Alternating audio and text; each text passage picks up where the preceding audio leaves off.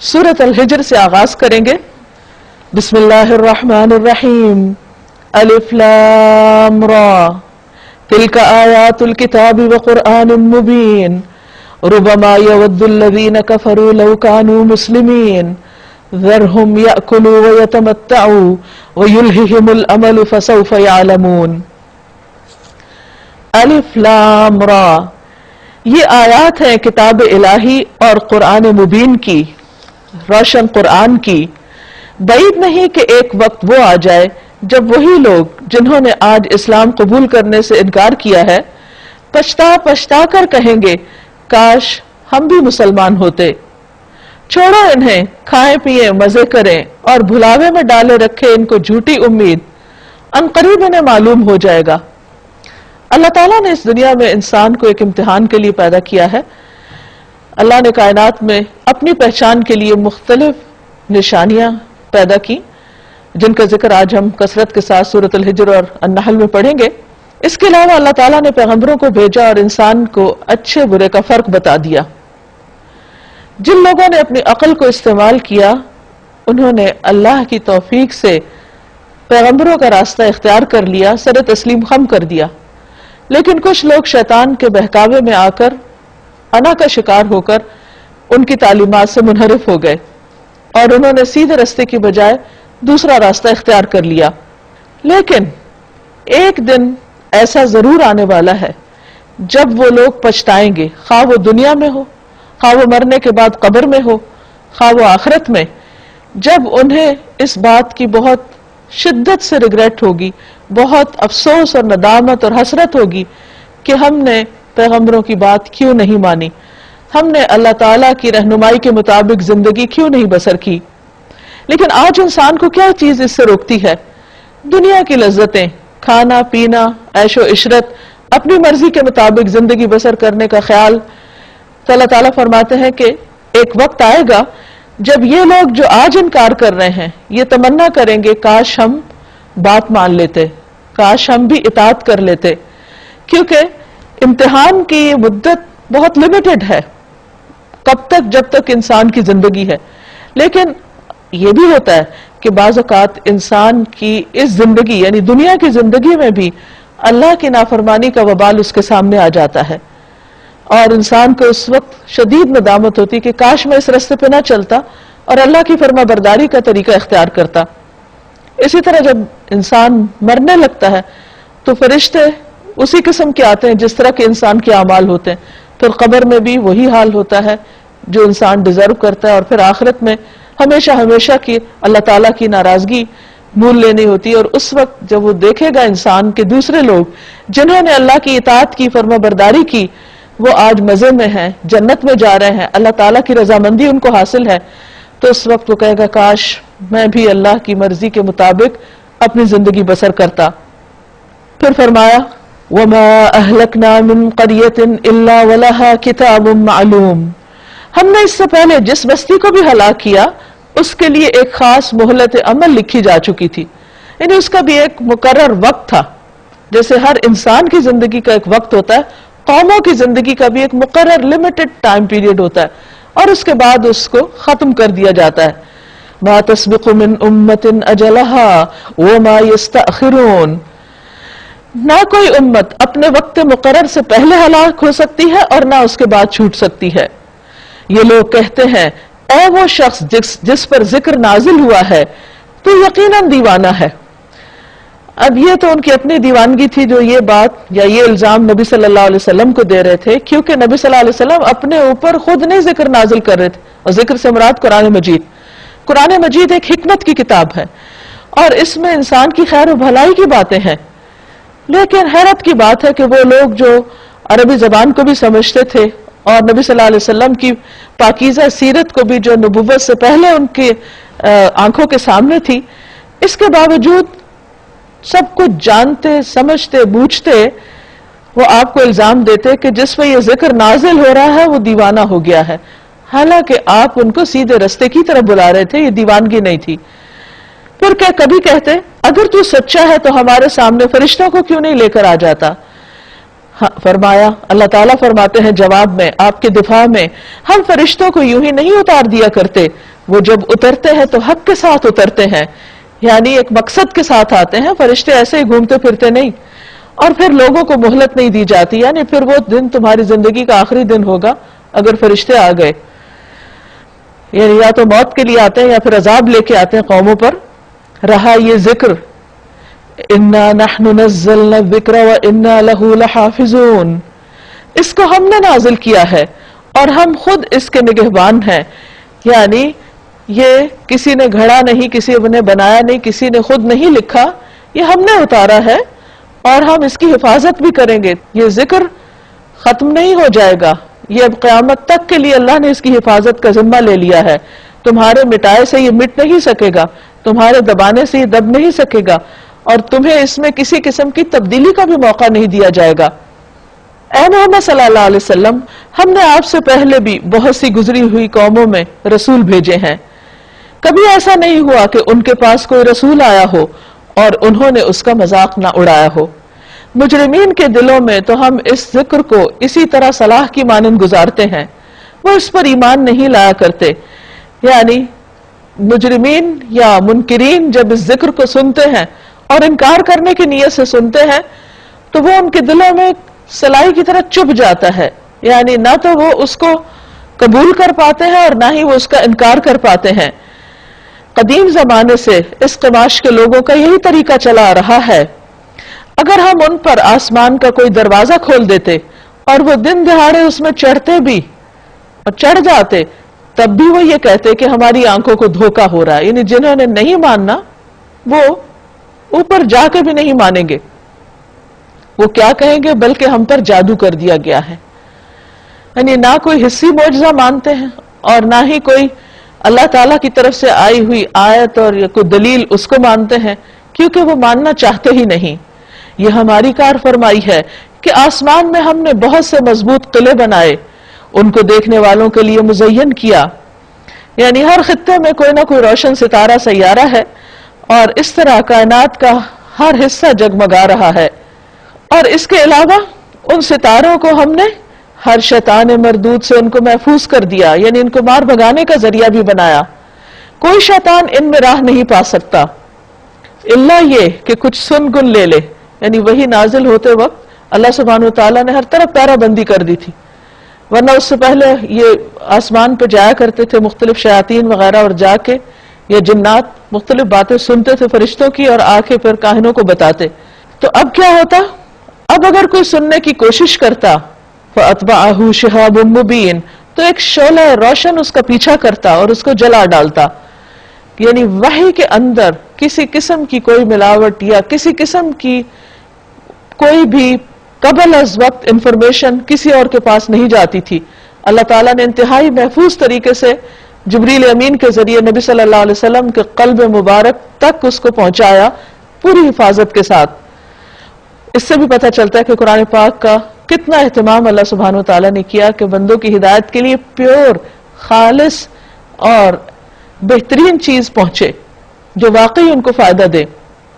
وَالْأَرْضَ مَدَدْنَاهَا وَأَلْقَيْنَا فِيهَا رَوَاسِيَ، ہم نے زمین کو پھیلایا، اس میں پہاڑ جمائے، یعنی دیکھو کائنات کی نشانیوں کو، اس میں ہر طرح کی نباتات ٹھیک ٹھیک نپی تلی مقدار کے ساتھ اگائی، اور اس میں معیشت کے اسباب فراہم کیے تمہارے لیے بھی اور ان بہت سی مخلوقات کے لیے بھی جن کے رازق تم نہیں ہو۔ وَإِن مِّن شَيْءٍ إِلَّا عِندَنَا خَزَائِنُهُ، کوئی چیز ایسی نہیں جس کے خزانے ہمارے پاس نہ ہوں، اور جس چیز کو بھی ہم نازل کرتے ہیں ایک مقرر مقدار میں نازل کرتے ہیں، یعنی اللہ سبحانہ وتعالی سارے خزانوں کا مالک ہے، لیکن انسانوں کی مرضی کے مطابق وہ سب چیزیں دی کیوں نہیں جاتی، کیونکہ ہر چیز کا ایک اندازہ، ایک مقدار ہے، اور اللہ تعالیٰ نے اعتدال پر، عدل پر، ایک میزان کے مطابق اس کائنات کو پیدا کیا اور زمین میں بھی ایک میزان رکھ دی ہے۔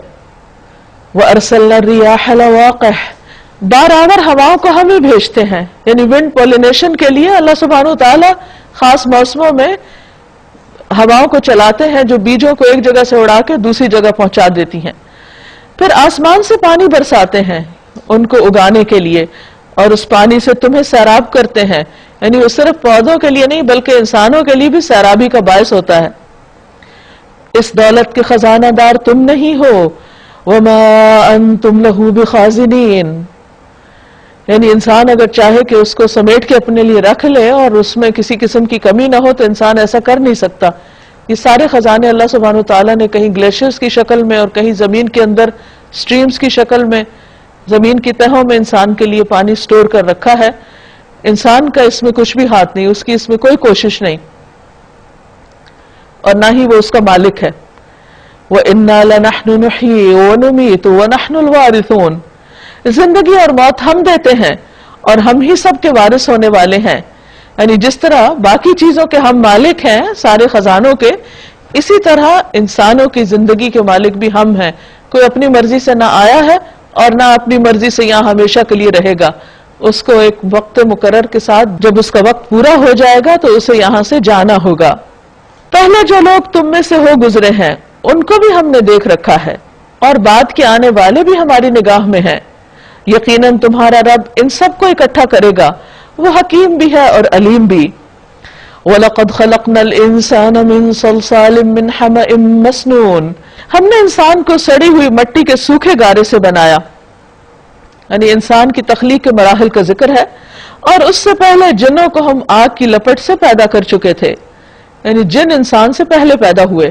پھر یاد کرو اس موقع کو جب تمہارے رب نے فرشتوں سے کہا کہ میں سڑی ہوئی مٹی کے سوکھے گارے سے ایک بشر پیدا کر رہا ہوں, یعنی انسان آدم علیہ السلام کی طرف اشارہ ہے. جب میں اسے پورا بنا چکوں اور اس میں اپنی روح سے کچھ پھونک دوں تو تم سب اس کے آگے سجدے میں گر جانا. اب یہ اللہ تعالیٰ نے فرمایا اپنی روح سے, تو اس کا یہ مطلب نہیں کہ انسان کے اندر جو روح اللہ کی روح کا حصہ ہے کچھ, اللہ نے اپنی طرف نسبت دی انسان کو عزت دینے کے لیے. فسجد الملائکۃ کلہم اجمعون. چنانچہ تمام فرشتوں نے اس کو سجدہ کیا کیونکہ اللہ تعالیٰ نے فرمایا تھا کہ تم سب اس کے آگے سجدے میں گر جانا جب انسان صحیح سلامت بن کے تیار ہو جائے. تو سب نے سجدہ کیا سوائے ابلیس کے کہ اس نے سجدہ کرنے والوں کے ساتھ سے انکار کر دیا. اب دیکھیے کہ انسان کی اہمیت یہاں بتائی جا رہی ہے کہ اللہ سبحانہ وتعالیٰ نے کس طرح اس کو تخلیق کیا, کس طرح اس کے اندر روح پھونکی اور اس روح کی وجہ سے اس کو عقل, سمجھ, شعور اور یہ تمام نعمتیں عطا کی اور پھر فرشتوں سے سجدہ کروایا. اور انسان ہے کہ عقل پا کے دنیا میں جب آتا ہے تو اپنے رب ہی کو پہچاننے سے انکار کر دیتا ہے یا اسی کو نہیں جان پاتا. کس قدر بڑی محرومی ہے. اور یہ کیوں ہوتا ہے؟ کیونکہ شیطان اس کا دشمن جو ہے پہلے دن سے جس نے یہ قرار باندھا تھا کہ میں انسان کو لازمی طور پر گمراہ کر کے رہوں گا, تو اس نے انسان کو سجدہ نہیں کیا, وہ ضد میں آ گیا, مقابلے پہ آ گیا. رب نے پوچھا اے ابلیس تجھے کیا ہوا کہ تو نے سجدہ کرنے والوں کا ساتھ نہ دیا؟ اس نے کہا میرا یہ کام نہیں کہ میں اس بشر کو سجدہ کروں جسے تو نے سڑی ہوئی مٹی کے سوکھے گارے سے پیدا کیا. رب نے فرمایا اچھا تو یہاں سے نکل جا کیونکہ تو مردود ہے اور اب روز جزا تک تجھ پر لعنت ہے, یعنی قیامت تک تو ملعون رہے گا اللہ کی رحمت سے دور, کیونکہ تو نے اللہ کی بات نہیں مانی. اس نے عرض کیا میرے رب یہ بات ہے تو پھر مجھے اس روز تک کے لیے مہلت دے دے, یعنی مجھے زندگی دے دے جب کہ سب انسان دوبارہ اٹھائے جائیں گے, یعنی اس دن تک میں اپنا کام کر سکوں. فرمایا اچھا تجھے مہلت ہے اس دن تک جس کا وقت ہمیں معلوم ہے. اللہ نے یہ وقت کسی کو بھی نہیں بتایا. وہ بولا میرے رب جیسا تو نے مجھے بہکایا. اب اللہ تعالیٰ کو نعوذ باللہ الزام دے رہا. اب یہاں دیکھیے ایک طرف کہتا ہے میرا رب, جانتا ہے رب کو اور گفتگو بھی کر رہا ہے, اور دوسری طرف نافرمانی بھی ہے. تو اصل چیز جو مخلوق سے اللہ تعالیٰ کو مطلوب ہے وہ اطاعت ہے, فرما برداری ہے. ورنہ محض اللہ تعالیٰ کی ذات کو مان لینا یا یہ کہنا کہ ہاں اللہ موجود ہے تو یہ کافی نہیں, کیونکہ یہ تو ابلیس بھی مانتا تھا لیکن ابلیس نے اللہ کی بات نہیں مانی. تو کوئی بھی انسان جو اللہ کی بات نہیں مانتا وہ ابلیس کے راستے پہ پھر چلتا ہے. کہنے لگا میرے رب جیسا تو نے مجھے بہکایا اسی طرح اب میں زمین میں ان کے لیے دل فریبیاں پیدا کر کے ان سب کو بہکا دوں گا, یعنی ان سے میں انتقام لوں گا. حالانکہ اللہ سبحانہ وتعالیٰ نے اس کو بہکایا نہیں تھا، اس کو ایک حکم پر عمل کرنے کے لیے کہا تھا. سوائے تیرے ان بندوں کے جنہیں تو نے ان میں سے خالص کر لیا ہو، اخلاص والے. نبی صلی اللہ علیہ وسلم نے فرمایا 3 باتیں ایسی ہیں جن کے بارے میں مسلمان کا دل خیانت نہیں کرتا. نمبر 1 عمل کا اللہ کے لیے خالص ہونا. نمبر 2 مسلمانوں کے ائمہ کے لیے خیرخواہی. اور نمبر 3 ان کی جماعت کے ساتھ رہنا، یعنی تفرقہ بازی یا فرقہ واریت سے پرہیز کرنا. کیونکہ انسان بڑی سے بڑی نیکی بھی کر لے، لیکن اگر وہ اللہ کے لیے نہ ہو تو اس نیکی کا کوئی وزن نہ ہوگا، وہ راکھ بنا کے اڑا دی جائے گی. تو جب اس کا کوئی وزن ہی نہیں ہے، اور تو انسان کے اندر اس کے لیے اس نیکی کے بعد کیا خیر اور خوبی پیدا ہو سکتی. دنیا میں بھی وہی عمل جمتا ہے جس کے اندر اخلاص ہوتا ہے، جو اللہ کے لیے کیا جاتا ہے. امام مالک رحمت اللہ علیہ کو کسی نے آ کے کہا کہ آپ نے اتنے سال، یعنی تقریباً 40 سال لگے تھے، اتنے سال لگا کر آپ نے کتاب لکھی موطا، اور ہم دیکھتے ہیں کہ بہت اور لوگ بھی موطا لکھ رہے ہیں، یعنی آپ کی دیکھا دیکھی. تو انہوں نے ایک جملہ کہا کہ ما کان للہ بقیہ، جو کام اللہ کے لیے ہوگا وہ باقی رہ جائے گا. یعنی مجھے اس سے کوئی فرق نہیں پڑتا کہ کون میری نقل کر رہا ہے، کون اور کیا کر رہا ہے. تو اصل بات یہی ہے، اور ہم دیکھتے ہیں تاریخ اس پر گواہ ہے کہ امام مالک کی موطا تو ہر جگہ پڑھی جاتی ہے، لیکن باقی کس کس کی موطا ہے عام لوگوں کو معلوم بھی نہیں، نام بھی نہیں پتا. تو یہ ایک حقیقت ہے کہ انسان اگر کوئی کام صرف کسی کے مقابلے پہ کرتا ہے، یا دکھاوے کے لیے کرتا ہے، یا کسی پر اپنی بڑائی جتانے کے لیے کرتا ہے، تو اس میں برکت نہیں ہوتی، اس میں جماؤ نہیں ہوتا، اس سے کوئی خیر نہیں پھوٹتی. دیکھیں اگر ایک کھوکھلا دانہ ہے، اسے آپ زمین میں ڈالیں گے، اس سے کون سا پودا نکلے گا؟ کچھ بھی نہیں. لیکن اگر وہ صحیح سلامت ہے، سالم ہے، بغیر کسی ضرر کے، تو اس سے بہت بڑا درخت بھی پیدا ہوگا جس سے آگے بہت پھل پھول نکلیں گے. تو یہی حال اخلاص کا ہے. جس بندے کے اندر اخلاص ہوتا ہے وہ انتہائی مضبوط کردار کا مالک ہوتا ہے. شیطان اس کو کانکر نہیں کر سکتا، وہ شیطان کے لیے بہت مشکل چیز ہوتا ہے. قال هذا صراط علی مستقیم، اللہ تعالیٰ نے فرمایا یہ راستہ ہے جو سیدھا مجھ تک پہنچتا ہے. یعنی ٹھیک ہے تم اپنے کام کرو، لیکن یہ سیدھا راستہ بھی موجود ہے جس پر میرے مخلص بندے چلیں گے. ان عبادی لیس لک علیہم سلطان الا من اتبعک من الغاوین، بے شک جو میرے حقیقی بندے ہیں، سچے بندے ہیں، جو واقعی میرے لیے سارے کام کرتے ہیں، ان پر تیرا بس نہ چلے گا. جیسے حضرت عمر کے بارے میں آتا ہے کہ شیطان اس راستے سے بھاگ جاتا تھا جس طرف عمر جاتے تھے. تیرا بس تو صرف ان بہکے ہوئے لوگوں ہی پر چلے گا جو تیری پیروی کریں گے، تیرے پیچھے آئیں گے، اور ان سب کے لیے جہنم کی وعید ہے. کیا ہے جہنم؟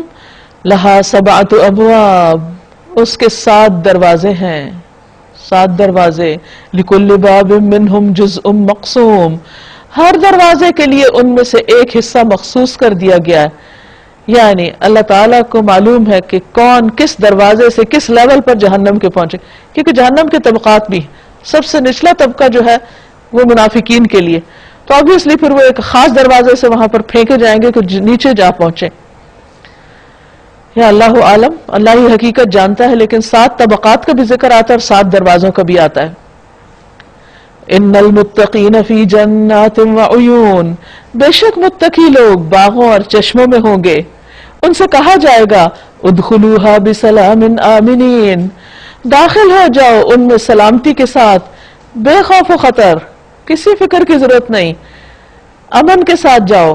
ونزعنا ما فی صدورہم من غل اخوانا علی سرر متقابلین، ان کے دلوں میں جو تھوڑی بہت کھوٹ کپٹ ہوگی اسے ہم نکال لیں گے. یعنی جنت میں جانے سے پہلے نہر الحیات پہ ان کو روک کر ان کے دل دھو دیے جائیں گے، اور وہ ایک دل والوں کی طرح سب اندر جائیں گے.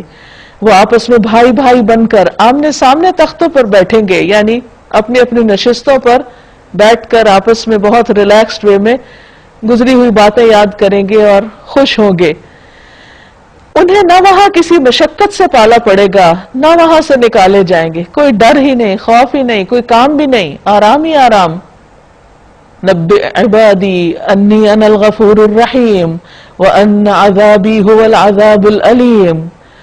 اے نبی صلی اللہ علیہ وسلم، میرے بندوں کو خبر دے دو کہ میں بہت درگزر کرنے والا اور رحیم ہوں، مگر اس کے ساتھ میرا عذاب بھی نہایت دردناک عذاب ہے، یعنی میں رحم بھی کرتا ہوں اور سزا بھی دیتا ہوں۔ یہ رحم کس کے لیے، سزا کس کے لیے؟ ظاہر ہے جیسے جس کے عمل وہ اسی جگہ پہنچے گا اور وہی پائے گا جس کے لیے وہ کوشش کرے گا۔ وَنَبِّئْهُمْ عَنْ ضَيْفِ إِبْرَاهِيمَ، اور انہیں ذرا ابراہیم علیہ السلام کے مہمانوں کا قصہ سناؤ، یعنی جو فرشتے آئے تھے آپ کے پاس خوشخبری دینے کے لیے۔ اِذْ دَخَلُوا عَلَيْهِ فَقَالُوا سَلَامًا، جب وہ آپ پہ داخل ہوئے تو بولے سلام ہو تم پر، یعنی فرشتوں نے آ کر ان کو سلام کیا۔ اور یہی ایک بہترین طریقہ ہے کہ ایک مومن جب دوسرے سے ملے تو سلامتی کی دعا دے اس کو۔ قَالَ إِنَّا مِنْكُمْ وَجِلُونَ، اس نے کہا ہمیں تم سے ڈر لگتا ہے، کیونکہ وہ کھانا نہیں کھا رہے تھے۔ قَالُوا لَا تَوْجَلْ، فرشتے بولے مت ڈرو، إِنَّا نُبَشِّرُكَ بِغُلَامٍ عَلِيمٍ، ہم تمہیں ایک بڑے عقل مند لڑکے کی، ایک علم والے بچے کی خوشخبری دیں گے، یعنی اسحاق علیہ السلام کی ولادت کی خوشخبری تھی، اور ساتھ ہی کہا وہ صاحب علم ہوگا، یعنی صرف بیٹا نہیں بلکہ علم والا بیٹا ہوگا۔ ابراہیم علیہ السلام نے کہا کیا تم اس بڑھاپے میں مجھے اولاد کی خوشخبری دیتے ہو؟ کیونکہ اس وقت ان کی عمر 100 سال تھی اور ان کی وائف 90 ایئرز کی تھی۔ قالوا بشرناک بالحق، انہوں نے جواب دیا ہم تمہیں برحق بشارت دے رہے ہیں، بالکل سچی بات کر رہے ہیں۔ فلا تکن من القانتین، تم مایوس ہونے والوں میں سے نہ ہو۔ ابراہیم علیہ السلام نے کہا وَمَن يَقْنَطُ مِن رَحْمَةِ رَبِّهِ إِلَّا الضَّالُّونَ، اپنے رب کی رحمت سے مایوس تو گمراہ لوگ ہی ہوا کرتے ہیں۔ مایوسی کفر ہے، مایوسی شیطان کا ایک ہتھیار ہے کہ انسان کو ایسے ڈپریشن میں مبتلا کر دے، اس سے زندگی کی خوشی چھین لے، اس کے اندر سے ساری طاقت لے جائے، ہوپ لے جائے، تاکہ انسان کچھ کرنے کے قابل نہ رہے اور وہ غم ہی میں گھٹتا اور اپنے آپ کو کھاتا رہے۔ تو ابراہیم علیہ السلام اتنے سالوں تک بھی پر امید تھے، کیونکہ خاص طور پر جب اسماعیل علیہ السلام پیدا ہو گئے تو حضرت سارہ کی بہت خواہش تھی کہ اللہ تعالیٰ ان کو بھی اولاد دے۔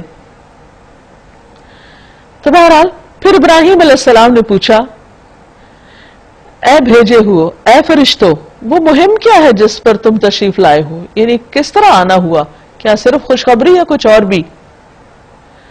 قالوا انا ارسلنا الى قوم مجرمین، وہ بولے ہم ایک مجرم قوم کی طرف بھیجے گئے ہیں، یعنی قوم لوط کی طرف۔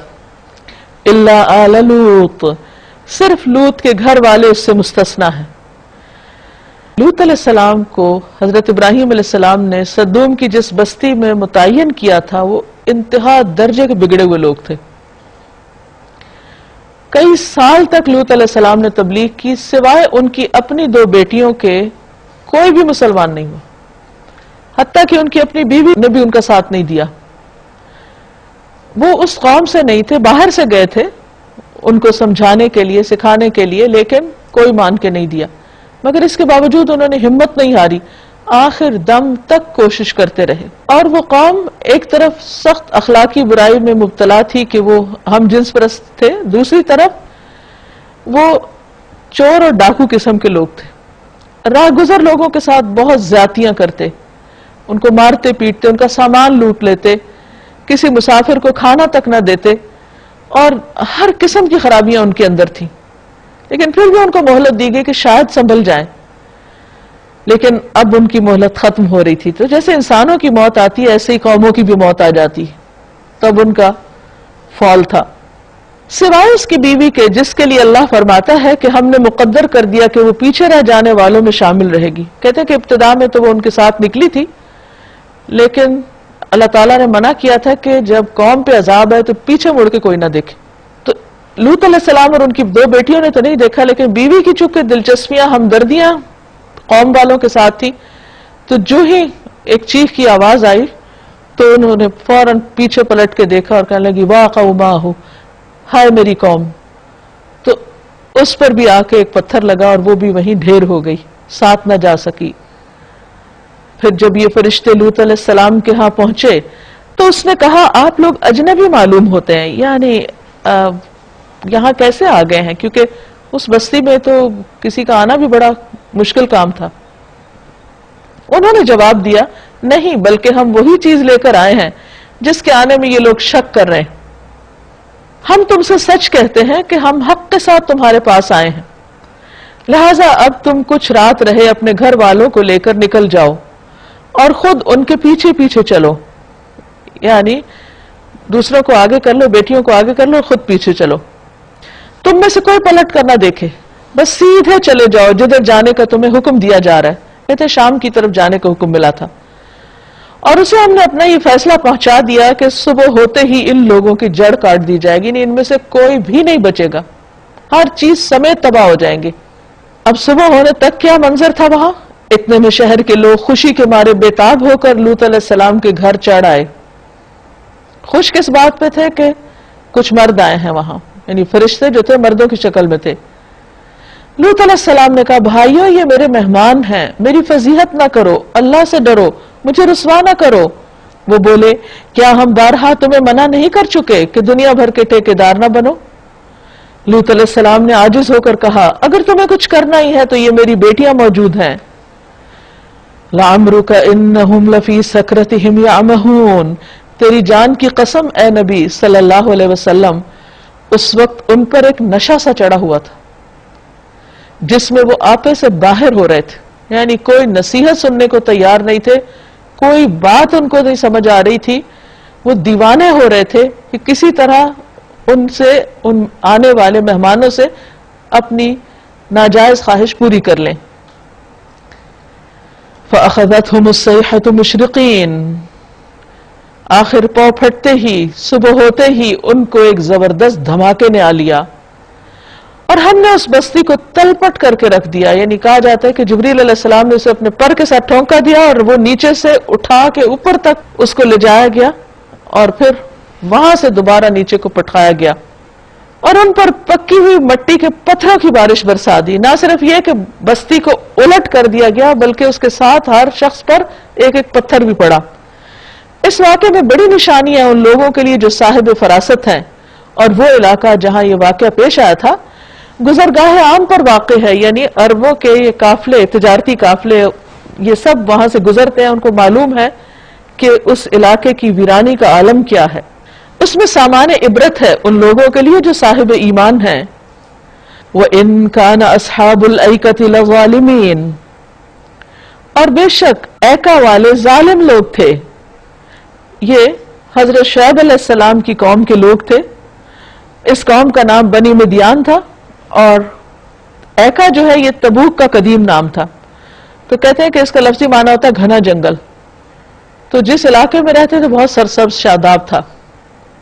فَانْتَقَمْنَا مِنْهُمْ، ہم نے ان سے انتقام لیا۔ وَإِنَّهُمَا لَبِإِمَامٍ مُبِينٍ، اور بے شک وہ بھی ایک کھلے راستے پر واقع ہیں، یعنی دونوں بستیاں اجڑے ہوئے کھلے راستے پر واقع ہیں، سب دیکھتے ہیں وہاں کے منظر۔ وَلَقَدْ كَذَّبَ أَصْحَابُ الْحِجْرِ الْمُرْسَلِينَ، ہجر کے لوگ بھی رسولوں کی تکذیب کر چکے ہیں، انہوں نے بھی رسولوں کو جھٹلایا۔ ہم نے اپنی آیات ان کے پاس بھیجی۔ ہجر جو ہے یہ قوم سمود کا مرکزی شہر تھا، سینٹرل پلیس تھی وہاں کی۔ اپنی نشانیاں ان کو دکھائیں مگر وہ سب کو نظر انداز ہی کرتے رہے، اگنور کر دیا انہوں نے ہر نشانی کو۔ اور وہ کیسی قوم تھی؟ وہ پہاڑ تراش تراش کر مکان بناتے تھے اور اپنی جگہ بالکل بے خوف اور مطمئن تھے کہ ہمیں کوئی کانکر نہیں کر سکتا، محفوظ قلعوں میں بند ہیں ہم۔ آخرکار ایک زبردست دھماکے نے ان کو صبح ہوتے ہی آ لیا اور ان کی کمائی ان کے کچھ کام نہ آئی، یعنی جو بھی ان کی ٹیکنالوجی تھی، جو بھی ان کا کلچر تھا، جو بھی ان کی خوشحالی تھی، کوئی چیز انہیں اللہ کے عذاب سے نہ بچا سکی۔ ابن عمر کہتے ہیں کہ جب نبی صلی اللہ علیہ وسلم مقام ہجر سے گزرے تو آپ نے فرمایا ان لوگوں کی بستیوں سے جنہوں نے اپنی جانوں پر ظلم کیا تھا، جب گزرنا ہو تو روتے ہوئے گزرو، ایسا نہ ہو کہ تم پر بھی وہی عذاب آ جائے جو ان پر آیا تھا۔ پھر آپ نے سر مبارک پر چادر ڈالی اور بڑی تیزی کے ساتھ چلنے لگے یہاں تک کہ اس وادی سے نکل آئے۔ وَمَا خَلَقْنَا السَّمَاوَاتِ وَالْأَرْضَ وَمَا بَيْنَهُمَا إِلَّا بِالْحَقِّ، ہم نے زمین اور آسمان کو اور ان کی سب موجودات کو حق کے سوا کسی اور بنیاد پر تخلیق نہیں کیا. یعنی اللہ نے یہ دنیا نافرمانوں کے لیے نہیں بنائی کہ وہ یہاں ہمیشہ من موجی کرتے رہیں. یہ سب کچھ ایک مقصد کے لیے بنا ہے، اور وہ مقصد کیا ہے کہ انسانوں کو وہ سہولیات فراہم کرنا کہ جن کو پا کر وہ اپنے رب کی عبادت کریں جس مقصد کے لیے انہیں بنایا گیا ہے، تاکہ وہ اپنی ضروریات پوری کریں اور پھر شکر ادا کریں اور اپنے رب کے آگے جھکیں. اور فیصلے کی گھڑی یقیناً آنے والی ہے، یعنی پھر ہمیشہ کے لیے یہاں نہیں رہیں، واپس دنیا سے جائیں گے اور پھر ان کا فیصلہ ہوگا کہ کون کر کے کیا آیا ہے اللہ کی ساری نعمتوں کو استعمال کرنے کے بعد. بس اے محمد صلی اللہ علیہ وسلم، آپ ان لوگوں کی بےہودگیوں پر شریفانہ درگزر سے کام لیں. یعنی جو نافرمان لوگ ہیں ان سے بحث کرنے، جھگڑنے اور ان کے ساتھ زیادہ بات کی ضرورت نہیں ہے. ان کے جواب میں، ان کی نادانیوں کے اور ان کی خرابیوں کے جواب میں آپ درگزر سے کام لیں. یقیناً تمہارا رب سب کا خالق ہے اور سب کچھ جانتا ہے. وَلَقَدْ آتَيْنَاكَ سَبْعًا مِّنَ الْمَثَانِي وَالْقُرْآنِ الْعَظِيمِ، ہم نے تم کو 7 ایسی آیات دے رکھی ہیں جو بار بار دہرائے جانے کے لائق ہیں، بار بار دہرائی جاتی ہیں. یعنی آپ صرف یہ نہ دیکھیے کہ کون لوگ آپ کی نافرمانی کر رہے ہیں اور آپ کو جھٹلا رہے ہیں اور آپ کا انکار کر رہے ہیں اور آپ کو تنگ کر رہے ہیں، ستا رہے ہیں، بلکہ آپ یہ دیکھیے کہ آپ کو اللہ سبحانہ وتعالیٰ نے کس نعمت سے نوازا ہے. اور وہ خاص طور پر 7 دہرائی جانے والی آیات سورۃ الفاتحہ کا ذکر ہے، والقرآن العظیم، اور قرآن عظیم کا. یہ قرآن اللہ کا کلام ہے. باقی جتنی بھی چیزیں وہ اللہ کی مخلوق ہے. تو دنیا میں کوئی بھی چیز چاہے وہ کتنی ہی قیمتی کیوں نہ ہو، سونا، چاندی، ہر مال، ہر قسم کا مال و دولت، یہ ساری چیزیں جو ہیں اس کتاب کے مقابلے میں ہیچ ہیں. اللہ تعالیٰ فرماتے ہیں سورۃ یونس میں، هو خیر مما یجمعون، یہ قرآن ہر اس چیز سے بہتر ہے جسے لوگ جمع کر رہے ہیں. لوگ اپنے لیے جو کچھ بھی سمیٹ رہے ہیں ان سب سے زیادہ قیمتی دولت یہ قرآن مجید ہے، کیونکہ اللہ کا کلام ہے. یہ براہ راست انسان کو اللہ سے جوڑتا ہے اور باقی چیزیں اپنے خالق سے غافل کرتی ہیں. دنیا کی دولت جتنی انسان کے پاس آتی جاتی ہے اتنی اس کے لیے فتنہ بن جاتی ہے اور وہ اللہ سے دور ہو جاتا ہے اور اللہ کی نافرمانیاں کرنے لگتا ہے، الا یہ کہ واقعی تقوی ہو انسان کے اندر. تو وہ اس دولت کو پھر صرف اپنی عیش و عشرت پر نہیں، اللہ کی عبادت اور اللہ کے بندوں کی بھلائی میں خرچ کرتا ہے، اللہ کے دین کی خدمت میں خرچ کرتا ہے. تو یہاں پر یہ فرمایا کہ آپ ان سارے دکھوں کے مقابلے میں صرف یہ یاد رکھیں کہ اللہ نے آپ کو قرآن جیسی دولت دے دی. تو اسی طرح ہم سب کو بھی سوچنا چاہیے کہ زندگی میں اگر کچھ محرومیاں ہیں، کچھ کمیاں ہیں، کچھ چیزیں ایسی ہیں جو ہم چاہتے ہیں کہ ہمارے پاس ہوں اور وہ نہیں ہیں، تو بھی ان میں سے کوئی چیز ایسی نہیں جس پر غم کیا جائے یا جس کی بنا پر انسان اپنے آپ کو اذیت دیتا رہے اور دکھ میں اور غم میں اور تکلیف میں مبتلا رہے اور حسرتیں اس کے دل میں ہوں کہ میرے پاس فلاں چیز کیوں نہیں، اگر اس کے پاس قرآن مجید کی دولت ہے، کیونکہ یہ سب سے بڑی دولت. اور جہاں کہیں انسان کو کسی محرومی کا احساس ہو تو فوراً سوچ لے کہ میرے پاس ہے کیا. کیونکہ جس انسان کے اندر سینس آف اچیومنٹ ہوتی ہے کہ میرے پاس ہے، ایک دولت ہے میرے پاس، تو وہ ہمیشہ شکر گزار رہتا ہے. اور یہی چیز انسان کو حوصلہ دیتی کہ میرے پاس کسی چیز کی کمی نہیں. ورنہ دنیا کی دولت تو جتنی بھی ہو اس کا حال یہ ہے کہ وہ حدیث میں آتا ہے کہ بندے کو اگر ایک سونے کی وادی مل جائے تو وہ دوسری کی خواہش کرے گا، اس کی خواہش کبھی ختم نہیں ہوگی.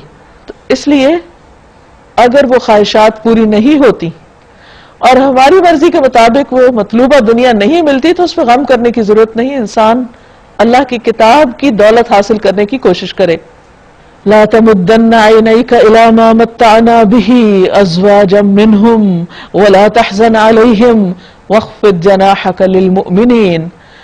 تم اس متاع دنیا کی طرف آنکھ اٹھا کر بھی نہ دیکھو جو ہم نے ان میں سے مختلف قسم کے لوگوں کو دے رکھی ہے.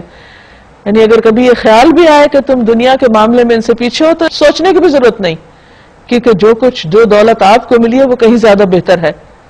اور نہ ان کے حال پر اپنا دل کڑھاؤ کہ یہ مانتے کیوں نہیں. انہیں چھوڑ کر ایمان لانے والوں کی طرف جھکو.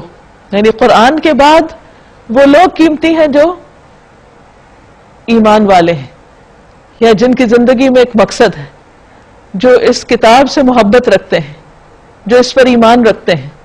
تو آپ ان کے لیے بحیثیت لیڈر کے آپ ان کے لیے نرمی اختیار کیجئے، ان پر شفقت کیجئے، ان کے ساتھ خیر خواہی برتیے. اور یہی ہم نبی صلی اللہ علیہ وسلم کی زندگی میں دیکھتے ہیں کہ واقعی آپ اہل ایمان کے لیے بہت ہی نرم دل تھے. باقی لوگ تو اپنی جگہ، حتیٰ کہ اگر کوئی ایک معمولی عورت بھی جو ناسمجھ ہو وہ بھی آپ سے کوئی بات کرتی تو اس کی بات بھی بہت توجہ سے سنتے تھے. جیسے کہ ایک روایت میں آتا ہے، انس رضی اللہ عنہ سے روایت ہے کہ ایک عورت جس کی عقل میں کچھ فطور تھا وہ عرض کرنے لگی، اے اللہ کے رسول صلی اللہ علیہ وسلم، مجھ سے ایک کام ہے، یعنی مجھے آپ سے ایک کام ہے. تو آپ نے فرمایا، اے ام فلاں، تم جس گلی میں چاہتی ہو ٹھہر جاؤ، میں تمہارا کام کر دوں گا. آپ نے ایک راستے میں اس عورت سے بات کی یہاں تک کہ وہ اپنے کام سے فارغ ہو گئی، یعنی جو اس نے کہنا تھا اس نے کہہ دیا. اور نہ ماننے والوں کو کہہ دو کہ میں تو صاف صاف تنبیہ کرنے والا ہوں. یہ اسی طرح کی تنبیہ ہے جیسی ہم نے ان تفرقہ پردازوں کی طرف بھیجی تھی جنہوں نے اپنے قرآن کو ٹکڑے ٹکڑے کر ڈالا. اشارہ ہے تورات کی طرف کہ اہل کتاب نے اس کے بعض حصے کو مانا اور بعض کا انکار کر دیا. تو قسم ہے تیرے رب کی، ہم ضرور ان سب سے پوچھیں گے کہ تم کیا کرتے رہے ہو. رسول اللہ صلی اللہ علیہ وسلم نے فرمایا، قیامت کے دن کسی شخص کے قدم اس وقت تک ہل نہ سکیں گے، ہٹ نہ سکیں گے، یہاں تک کہ اس سے اس کی عمر کے بارے میں سوال ہوگا کہ اس نے کس چیز میں اسے صرف کیا، اپنے حاصل کردہ علم پر عمل کتنا کیا، مال کہاں سے کمایا، کہاں خرچ کیا، اور اپنے جسم کو کس چیز میں گھلایا. تو آج ہمیں بھی اس آیت سے یہ سبق لینا چاہیے کہ قرآن کو پورے طور پر ماننا چاہیے، نہیں کہ جو مرضی کی باتیں وہ تو لے لیں اور جو نہیں ان کو چھوڑ دیں. بس اے نبی صلی اللہ علیہ وسلم، جس چیز کا آپ کو حکم دیا جا رہا ہے اسے بلند آواز سے کہہ دیجئے اور شرک کرنے والوں کی ذرا پرواہ نہ کیجئے. تمہاری طرف سے ہم ان مذاق اڑانے والوں کی خبر لینے کے لیے کافی ہیں، یعنی ان کا معاملہ ہم پہ چھوڑ دیجئے جو اللہ کے ساتھ کسی اور کو بھی خدا قرار دے دیتے ہیں، کسی اور کو بھی معبود سمجھتے ہیں. ان قریب انہیں معلوم ہو جائے گا. ہمیں معلوم ہے کہ جو باتیں یہ لوگ تم پر بناتے ہیں ان سے تمہارے دل کو سخت کوفت ہوتی ہے، یعنی جو آپ کے خلاف بلا وجہ کے جھوٹے الزامات یہ لوگ لگا رہے ہیں تو اس پر پریشان نہ ہو. اس کا علاج کیا ہے؟ فسبح بحمد ربک وکن من الساجدین، اپنے رب کی حمد کے ساتھ اس کی تسبیح کیجئے. وَعَبُدْ رَبَّكَ حَتَّى يَأْتِيَكَ الْيَقِينَ، اور اپنے رب کی عبادت کرتے رہیے یہاں تک کہ وہ گھڑی آ جائے جس کا آنا یقینی ہے، یعنی موت کا وقت.